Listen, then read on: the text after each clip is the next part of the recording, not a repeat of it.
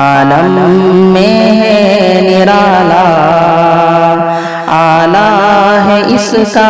مقام، مرکز تحفظ اسلام، مرکز تحفظ اسلام۔ الحمدللہ رب العالمین، والصلاة والسلام علی اشرف الانبیاء وسید المرسلین وعلی آلہ وصحبہ اجمعین ومن تبعہم بإحسان فی کل زمان ومکان الی یوم الدین، اما بعد فاعوذ باللہ من الشیطان الرجیم، بسم اللہ الرحمن الرحیم۔ انا اعطیناک الکوثر فصل لربک وانحر ان شانئک هو الابتر۔ بزرگان محترم، سورۃ الکوثر کی 2 آیتوں پر آپ حضرات کے سامنے روشنی ڈالی گئی تھی، اور اب تیسری آیت ہے ان شانئک هو الابتر۔ اس کا ترجمہ ہے کہ بے شک اے نبی علیہ السلام، آپ کا دشمن ہی ابتر ہے، بے نشان بے نام ہونے والا ہے۔ آپ کو یاد ہوگا کہ اس سورۃ کریمہ کی تفسیر کے آغاز میں میں نے اس کا شان نزول بیان کیا تھا اور بتایا تھا کہ جب اللہ کے نبی صلی اللہ علیہ وسلم کی نرینہ اولاد ایک کے بعد ایک انتقال کر گئی، اللہ کے نبی علیہ السلام کے ایک روایت کے مطابق 3 لڑکے اور ایک روایت کے مطابق 4 لڑکے ہوئے، لیکن ان میں سے کوئی باقی نہ رہے، بلکہ ان کا بچپن ہی کے اندر انتقال ہو گیا۔ جب ان کا انتقال ہوا تو کفار نے، جن میں سے بعض کے نام بھی روایتوں کے اندر موجود ہیں، ان کفار نے اللہ کے نبی علیہ السلام کو ابتر کہہ کر پکارا اور کہا کہ یہ ابتر ہیں، مقطوع النسل ہیں، ان کی اولاد ختم ہو گئی، اب ان کی نسل چلنے والی نہیں ہے، بس یہ چند دنوں تک اپنا یہ مشن چلائیں گے، اور پھر اس کے بعد جب ان کا انتقال ہو جائے گا تو پھر ان کا کوئی دنیا میں نام لینے والا نہ رہے گا، نہ کوئی ان کا مشن چلانے والا رہے گا۔ یہ چند دنوں کی بات ہے، اس لیے ایک دوسرے کو تسلی دیتے تھے اور نبی اکرم صلی اللہ علیہ وسلم کی اولاد کے انتقال پر خوشی مناتے تھے، جن میں سے بعض کا نام بھی آیا ہے، جیسے کہ ابو لہب کا نام، اسی طرح ابو جہل کا نام، اسی طریقے پر عاص بن وائل کا نام، ان کا نام آیا ہے کہ یہ لوگ اللہ کے نبی علیہ السلام کی اولاد کے انتقال فرما جانے پر خوشی کا مظاہرہ کیا اور ایک دوسرے کو تسلی دیتے ہوئے کہنے لگے اب تو خوش ہو جاؤ کہ ان کی کوئی اولاد نرینہ باقی نہ رہی، اس لیے ان کا اب نام چلنے والا نہیں، ان کا مشن چلنے والا نہیں، ان کا دین چلنے والا نہیں۔ اسی کے جواب کے اندر یہ سورۃ کریمہ نازل فرمائی گئی، اور اللہ نے پہلے تو آپ کو کہا کہ ہم نے آپ کو بے شمار خیر عطا کر دی ہے، دینی اعتبار سے، دنیاوی اعتبار سے اور اخروی اعتبار سے، اور پھر آپ کو حکم دیا فصلی لربک وانحر، لہٰذا آپ اللہ کے شکرانے میں نماز ادا کریں اور قربانی دیا کریں۔ اب تیسری آیت کے اندر فرماتے ہیں ان شانئک هو الابتر، اے نبی علیہ السلام، جو یہ کفار آپ کو طعنہ دے رہے ہیں اور آپ کی اولاد کے انتقال فرما جانے پر آپ کو ابتر کہہ کر پکار رہے ہیں، یہی دراصل ابتر ہونے والے ہیں، بے نام و نشان ہونے والے ہیں۔ ابتر کے معنی عربی کے اندر آتے ہیں کاٹنا یا کٹ جانا۔ مطلب یہ ہے کہ جو آدمی اپنے خاندان سے الگ ہو کے کٹ کے رہ جائے، اس کو بھی ابتر کہا کرتے تھے، اور اسی طرح جس کی نسل نہ چلے اس کو بھی ابتر کہا جاتا تھا، اسے کہ وہ بھی اب بغیر بارش کے رہ گیا، اسے اس کو بھی عربی میں ابتر کہتے تھے۔ اسی طرح ابتر ان لوگوں کو بھی کہا جاتا ہے جو خیر سے محروم ہو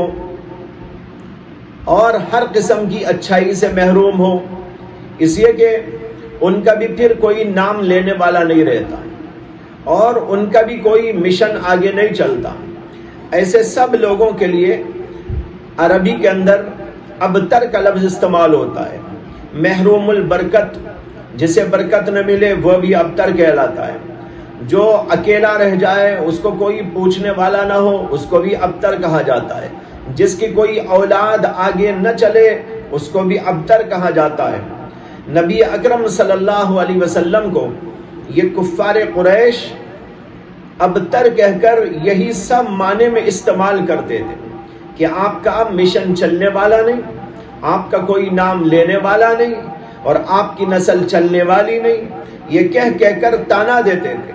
اللہ نے اس کا جواب دیتے ہوئے فرمایا ان شانئک ھو الابتر۔ شانی کے معنی ہیں دشمن، عداوت رکھنے والا، بغض رکھنے والا۔ جو آپ کا دشمن ہے اور آپ سے بغض رکھنے والا ہے وہی دراصل ابتر ہے، بے نام و نشان ہے، بے برکت ہے۔ یہ اللہ کے نبی علیہ السلام کو بتا دیا گیا، چنانچہ اس کا ظہور ہوا۔ اب تھوڑا آپ حضرات غور کر لیں اس موقع پر۔ اللہ نے اللہ کے نبی علیہ السلام کو جو یہ فرما دیا تھا ان شانئک ھو الابتر، اس کے اندر دو باتیں ہو گئی۔ جواب کے اندر ایک بات تو یہ سمجھ میں آ گئی کہ جو اللہ کے نبی کے دشمن ہیں وہی بے نام و نشان رہنے والے ہیں، ان کا کوئی نام دنیا میں لینے والا نہ رہے گا۔ اور دوسرے یہ سمجھ میں آ گیا اللہ کے نبی علیہ السلام کا نام دنیا کے اندر ہمیشہ ہمیشہ باقی رہنے والا ہے، اور آپ کا یہ سلسلہ، آپ کا یہ مشن اور آپ کا یہ دین قیامت تک کے لیے محفوظ کر دیا گیا ہے اور اس کا سلسلہ برابر چلتا رہے گا۔ یہ اللہ کے نبی علیہ السلام کو اس کے اندر تسلی دی گئی۔ چنانچہ جو لوگ اللہ کے نبی علیہ السلام کے دشمن تھے، چاہے وہ ابو جہل ہو، چاہے وہ ابو لہب ہو یا اور کوئی ہو، یہ تمام کے تمام اپنے ہاں اولاد رکھتے تھے، یہ بڑے مالدار بھی تھے اور ان کے بڑے تعلقات بھی تھے، اور اس وقت ان کو لوگ ماننے والے بھی بہت تھے۔ یہ اپنے ہاں اپنے طور پر بڑا اپنے آپ کو سمجھتے تھے اور لوگ بھی ان کو بہت بڑا سمجھتے تھے، لیکن اللہ تبارک و تعالیٰ نے جو پیش گوئی کی تھی ان شانئک ھو الابتر، اس کا ظہور اس طرح ہوا۔ آج پوری دنیا میں کہیں ابو جہل کا نام لینے والا کوئی آپ کو نہیں دکھائی دے گا، ابو لہب کا نام لینے والا دنیا میں کوئی نظر نہیں آئے گا۔ اسی طریقے پر کفار قریش جو بھی اللہ کے نبی علیہ السلام کو تانے دیا کرتے تھے اور آپ کو ابتر کہہ کر پکارا کرتے تھے اور اللہ کے نبی کے اولاد کے انتقال کر جانے پر خوشی کا مظاہرہ کرتے تھے، آج ان میں سے کسی کا نام دنیا کے اندر باقی نہیں۔ اور عجیب بات یہ ہے کہ اگر کوئی آج دنیا میں ابو لہب کا یا ابو جہل کا یا اس طرح کے دشمنوں کا نام لیتا ہے تو وہ اللہ کے نبی علیہ السلام کے ہی ذکر کے تحت میں آتا ہے۔ اسی لیے دنیا میں کوئی نہیں جو ان کی اولاد کہلانے والی، اولاد ہو بھی سکتی ہے ان کے نسل سے کوئی چلا ہو، لیکن اگر ہے بھی تو کوئی یہ نہیں کہلائے گا کہ میں ابو لہبی ہوں، میں ابو جہلی ہوں۔ لیکن آپ دنیا میں دیکھتے ہیں کہ محمد عربی صلی اللہ علیہ وسلم کا نام لینے والے کروڑ ہاں کروڑ کی تعداد کے اندر موجود ہیں۔ اللہ نے ان کی نسل کو ختم کر دیا، یہ کیا کہ ان کی نسل نے اسلام قبول کیا اور نبی اکرم صلی اللہ علیہ وسلم کے وہ غلام ہو گئے۔ ابو جہل کے بیٹے اکرمہ، انہوں نے اسلام قبول کر لیا۔ اسی طرح ابو لہب کا ایک بیٹا عتبہ یا عتیبہ جو باقی رہ گیا تھا وہ بھی مسلمان ہو گیا۔ لیکن بھائیوں، جو ان کی نسل تھی اور انہی کے دین پر تھی، ان میں سے کوئی باقی نہ رہا، اور ان کا کوئی آج نام لینے والا موجود نہیں، نہ ان کی نسل کے اعتبار سے کوئی ان کا نام لینے والا ہے، نہ ان کے مشن کے اعتبار سے کوئی نام لینے والا موجود ہے۔ حتیٰ کہ جو کفار آج دنیا میں موجود ہیں وہ بھی اپنے آپ کو یہ کہتے ہوئے فخر نہیں محسوس کرتے، نہ کر سکتے ہیں کہ ہم ابو لہبی ہیں، ہم ابو جہلی ہیں، ہم فلاں اور فلاں کے جو ہے مشن کو لے کے چلنے والے ہیں۔ کوئی یہ کہنے والا آج دنیا میں موجود نہیں۔ تو اس طرح اللہ تبارک و تعالی نے فرما دیا ان شانیک هو الابتر، آپ کا دشمن ہی بے نام و نشان ہونے والا ہے۔ مکے کی سرزمین پہ جا کے دیکھو، آج جہاں پر یہ کفار بستے تھے، جہاں پر ان کا ڈنکا بجتا تھا، جہاں پر ان کا کر و فر معلوم ہوتا تھا، آج وہاں پر جا کر دیکھو دور دور تک کہیں ان کا نام و نشان نہیں۔ وہاں نام ہے تو پیارے نبی کا نام ہے، وہاں پر نام ہے تو نبی کے نام لیوا لوگوں کا نام ہے، وہاں پر ابو بکر کا نام ہے، وہاں پر عمر کا نام ہے، وہاں پر عثمان کا نام ہے، وہاں پر علی کا نام ہے، وہاں پر عائشہ کا نام ہے، وہاں پر خدیجہ کا نام ہے، وہاں پر ام سلمہ کا نام ہے، وہاں پر ابن عباس کا نام ہے، وہاں پر عبداللہ بن عمر کا نام ہے۔ بھائیوں، کوئی ان کا نام لینے والا وہاں خود موجود نہیں، کہیں اور کیا موجود ہو۔ ان لوگوں نے اللہ کے نبی صلی اللہ علیہ وسلم کو نکالا تھا اور یہ سمجھ کر نکالا تھا کہ ہم ان کو یہاں سے بے دخل کر دیں گے اور پھر کبھی ادھر وہ نہیں آ سکیں گے، لیکن اللہ نے کیا کیا، چند ہی سال کے اندر کایا پلٹ کر دی، اور ان کو اتنا رسوا اور پسپا ہونا پڑا کہ جب اللہ کے نبی علیہ السلام فتح مکے کے لیے تشریف لائے ہیں تو سارا عرب اللہ کے نبی علیہ السلام کے ساتھ میں ہے،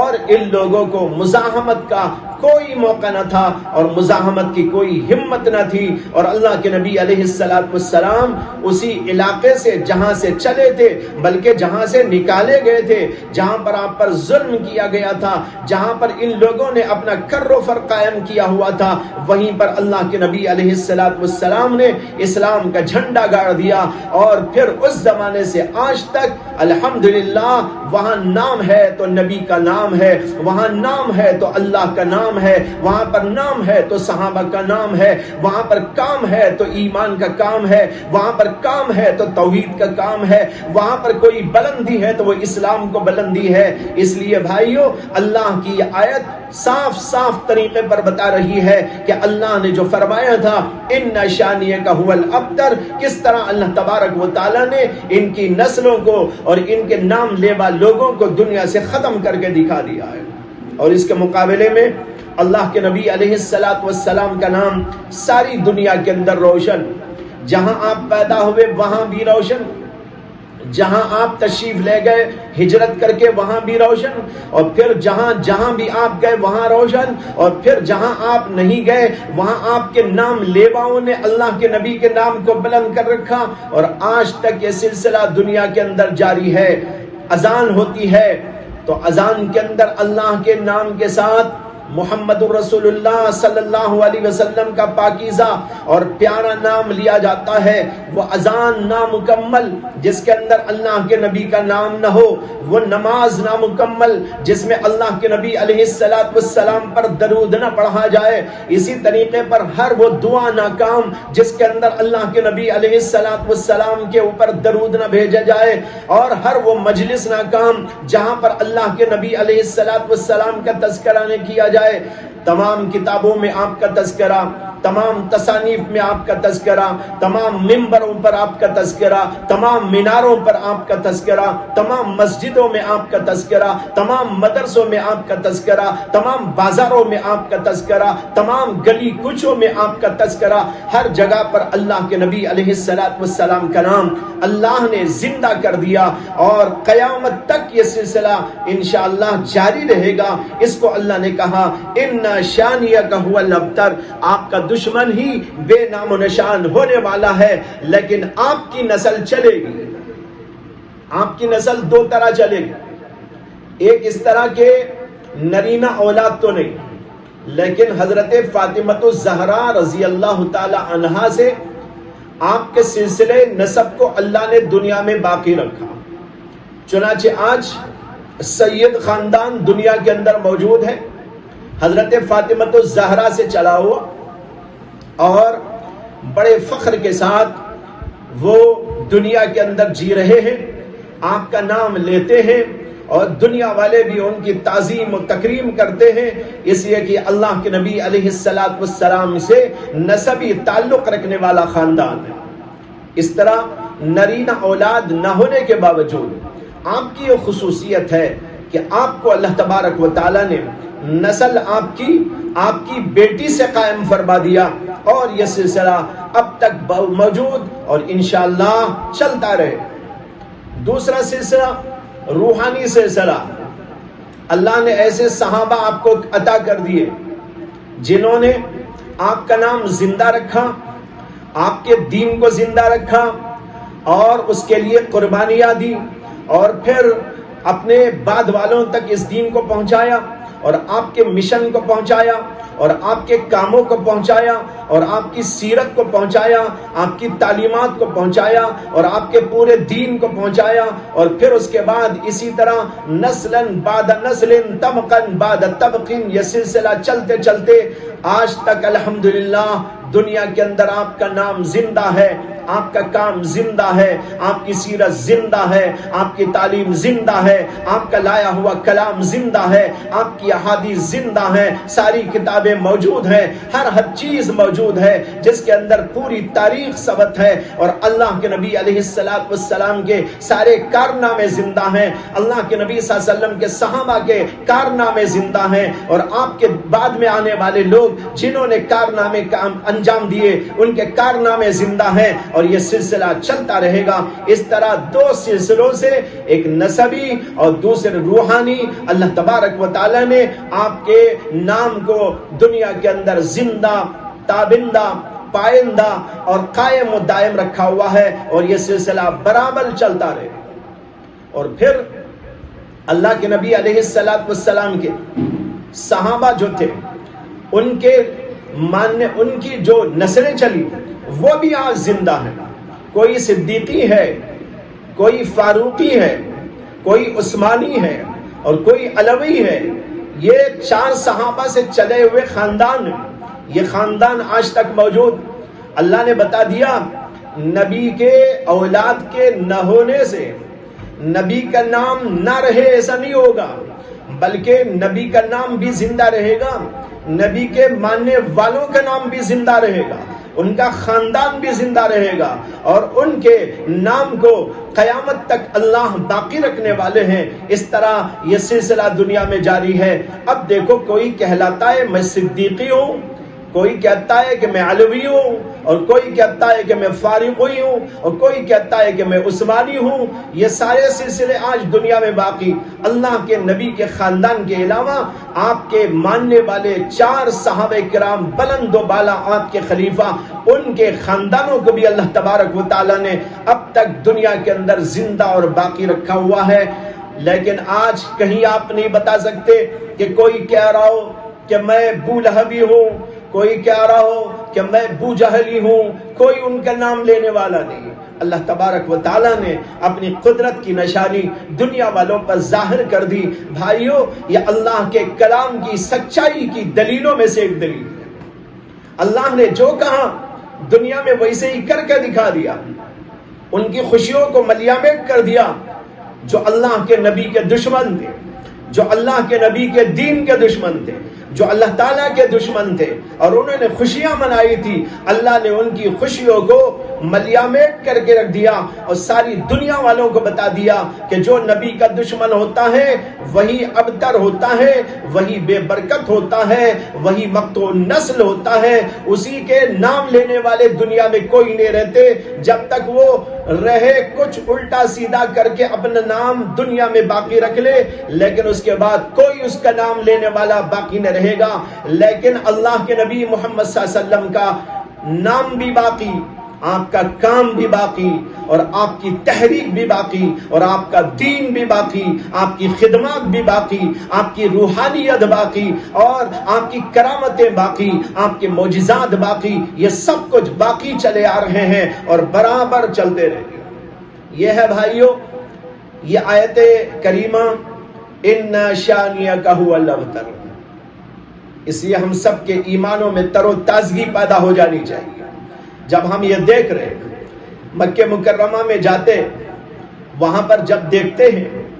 اذانیں بلند ہو رہی ہیں، نمازیں پڑھی جا رہی ہیں، وہ مکہ المکرمہ اور وہ کعبہ جہاں اللہ کے نبی علیہ السلام کو کسی وقت میں یہ لوگ نماز پڑھنے نہ دیتے تھے، آج ذرا جا کر دیکھ لو کیا حال ہے۔ وہاں صرف آپ ہی کا نام ہے،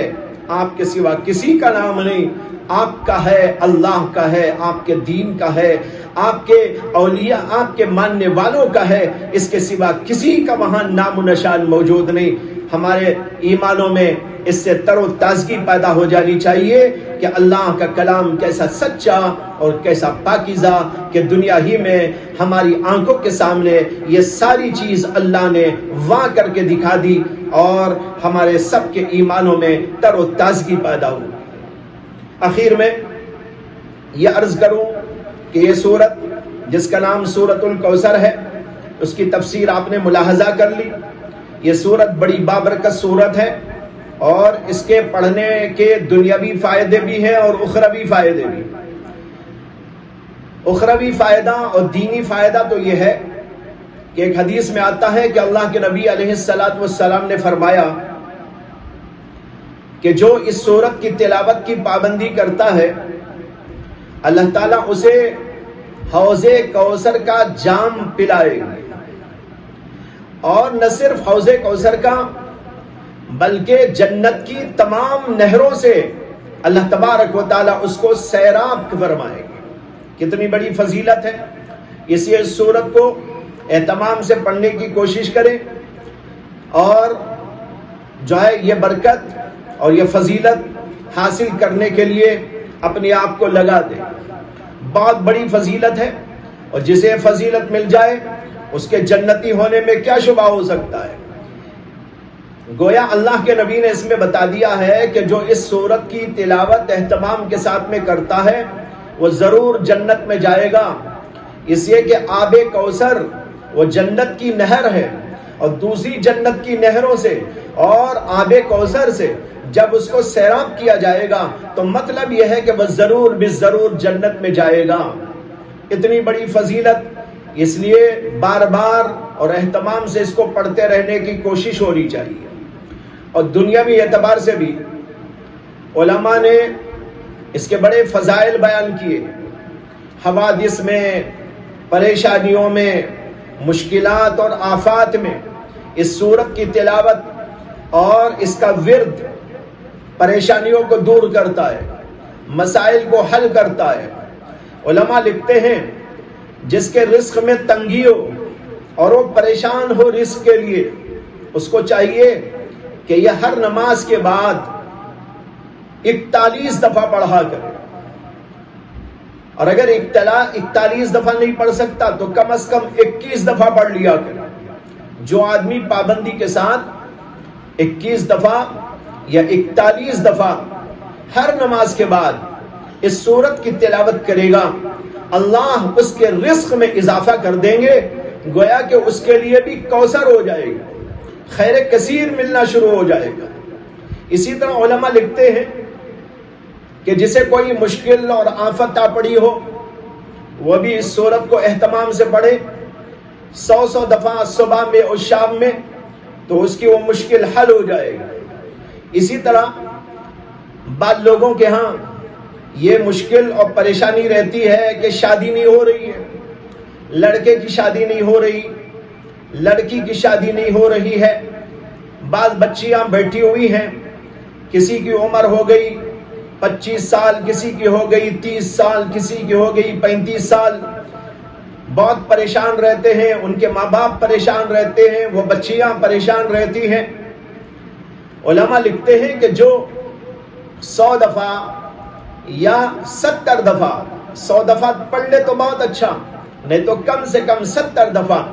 اس سورہ کریمہ کو صبح میں اور شام میں پڑھا کرے